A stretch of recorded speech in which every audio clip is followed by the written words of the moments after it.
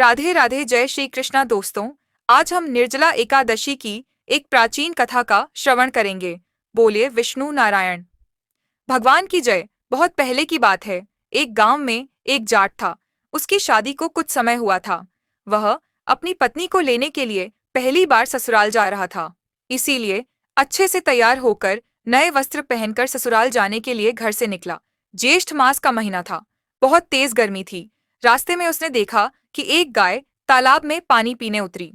उसने देखा कि उस गाय ने पानी पीकर अपनी प्यास तो बुझा ली, लेकिन वह दलदल में फंस गई। जैसे ही जाट उधर से गुजरा, उस गाय माता ने जाट से कहा कि हे राहगीर, मुझे दलदल से बाहर निकाल दे, तेरा भला होगा। तो जाट बोला कि हे गाय माता, मैं पहली बार अपने ससुराल अपनी पत्नी को लेने जा रहा हूँ। अगर आपको दलदल से बाहर निकालूंगा तो मेरे वस्त्र जूते सब गंदे हो जाएंगे। अगर ऐसी हालत में ससुराल जाऊंगा तो ससुराल में सब मेरा मजाक करेंगे। तो गाय माता बोली कि अरे मूर्ख, आज तो ज्येष्ठ मास की सबसे उत्तम फल देने वाली निर्जला एकादशी है। आज के दिन तो लोग व्रत उपवास दान पुण्य करके पुण्य कमा रहे हैं। अगर तू मुझे निकाल देगा तो मैं तुझे आशीर्वाद दूंगी। तेरे 7 जन्मों की न केवल गरीबी दूर होंगी, वरन तेरे अब तक के किए सारे पाप भी धुल जाएंगे।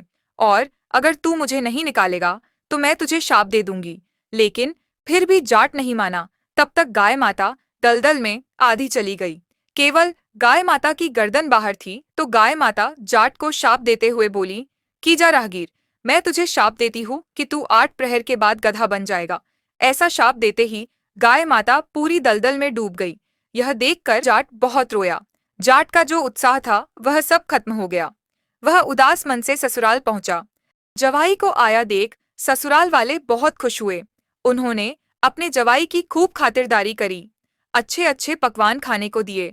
लेकिन जाट ने भोजन खाने से इनकार कर दिया और बार बार एक ही बात बोला कि मेरी पत्नी को विदा कर दो, मैं अपनी पत्नी को लेकर जाना चाहता हूँ।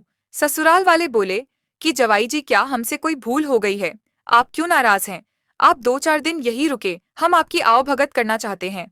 आप हमारी बेटी को 2-4 दिन बाद ले जाना, हम शुभ मुहूर्त में विदा कर देंगे। लेकिन जाट नहीं माना। तब जाट के ससुराल वाले अपनी बेटी से बोले कि बेटी, जवाई जी तो हमसे नाराज लग रहे हैं, बेटी तू ही जवाई जी से बात करके देख, शायद तेरा कहना मान जाए। तब जाटनी एकांत में जाकर बोली कि सुनो जी, मेरे घर वाले इतना कह रहे हैं तो आप मान क्यों नहीं जाते? तब जाट ने अपनी पत्नी को गाय माता के शाप वाली पूरी बात बता दी।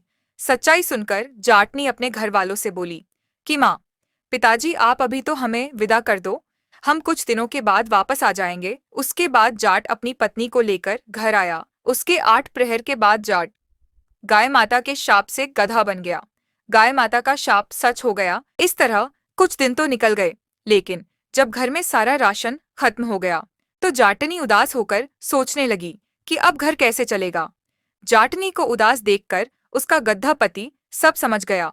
वह बोला कि आरी भगवान, तू मुझे मजदूरी पर ले चल, कहीं न कहीं तो बोझा ढोने का काम मिल जाएगा। तब जाटनी अपने गधे पति को लेकर नगर में काम ढूंढने निकली। तो उसने देखा कि नगर के राजा कोई मंदिर बनवा रहे थे। वहां बहुत से लोग काम कर रहे थे। जाटनी भी वहीं पहुंच गई। उसने अपने गधे पति को वृक्ष की छाया में बांध दिया और खुद तगारी भर भर करके बजरी और ईंट उठाने लगी। इस तरह 4 दिन निकल गए। एक दिन सभी मजदूरों ने जाटनी से कहा कि अरे बहन, तेरे पास तो गधा है, तो तू गड्ढे पर बोझा क्यों नहीं ढोती?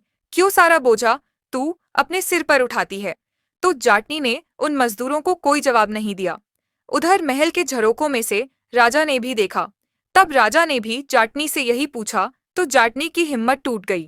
उसने रोते रोते पूरी बात राजा को बता दी कि हे महाराज, मेरे पति को गाय माता ने शाप दिया है। और फिर करुण रुदन करने लगी और राजा से मदद मांगने लगी। जाटनी को रोता देख राजा को उसके ऊपर दया आ गई। राजा ने कहा कि तुम अपने गधे पति को लेकर कल महल में आना, मैं जरूर तुम्हारी मदद करूंगा।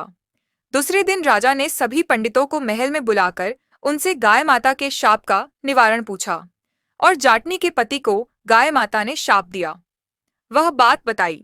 तब पंडितों ने राजा से कहा कि महाराज, गाय माता के शाप से छूटने का एक ही उपाय है कि जिसने भी 101 एकादशी के उपवास किए हों, अगर वह व्यक्ति अपनी 101 एकादशी के व्रत का फल गधे को देवे तभी यह गधा वापस इंसान बनेगा। तब राजा ने पूरी नगरी में मुनादी करा दी कि जिसने भी अपने जीवन काल में 101 एकादशी के व्रत करे हो, वह अपनी 101 एकादशी के व्रत का फल अगर गधे को सौंपेगा तो मैं उसको मुंह मांगा इनाम दूंगा। लेकिन पूरी नगरी में कोई नहीं था जिसने अपने जीवन काल में 101 एकादशी के व्रत करे हों।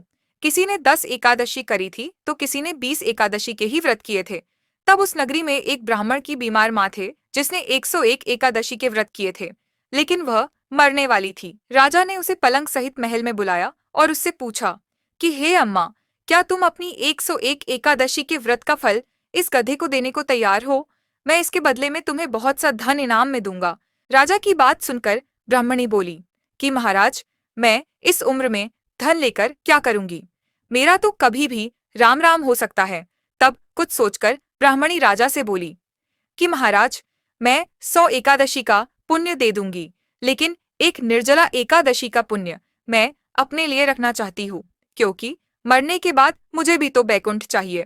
तब पंडितों की बताई विधि से ब्राह्मणी से संकल्प भरवाया और तुलसी गंगाजल जैसे ही गधे पर छिड़का, वह उसी समय इंसान बन गया। लेकिन एक एकादशी का फल न मिलने से उसकी पूंछ रह गई। यह देखकर जाट जाटनी दोनों रोने लगे और राजा से मदद मांगने लगे। तब राजा ने अपने पंडितों से पूंछ का निवारण पूछा तो पंडितों ने कहा कि महाराज, जब यह जाट खुद निर्जला एकादशी का उपवास करेगा तो यह पूंछ भी गायब हो जाएगी।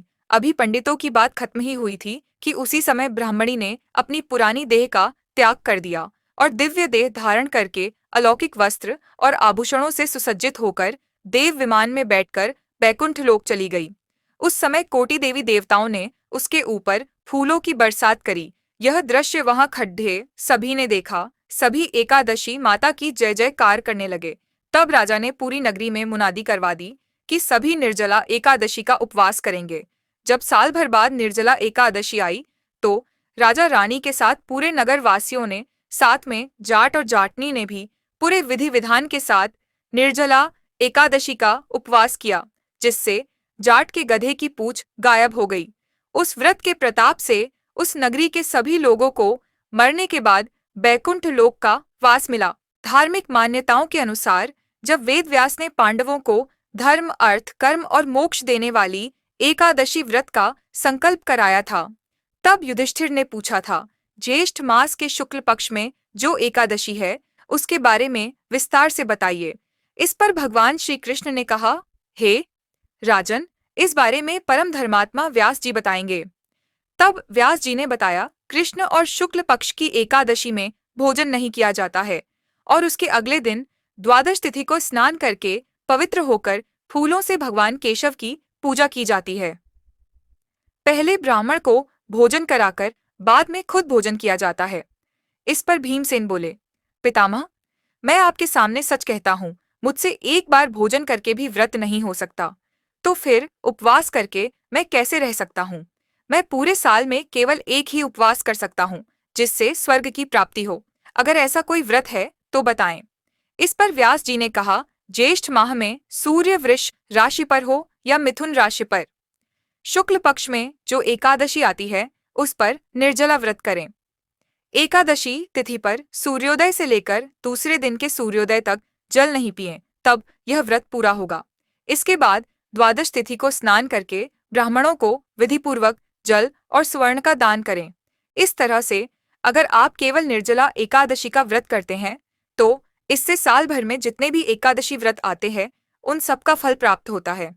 उन्होंने कहा कि जिस भी व्यक्ति ने श्री हरि की पूजा और रात में जागरण करते हुए इस निर्जला एकादशी का व्रत किया, उन्हें अपने साथ साथ पिछली 100 पीढ़ियों को और आने वाली 100 पीढ़ियों को भगवान वासुदेव के परम धाम की प्राप्ति होगी।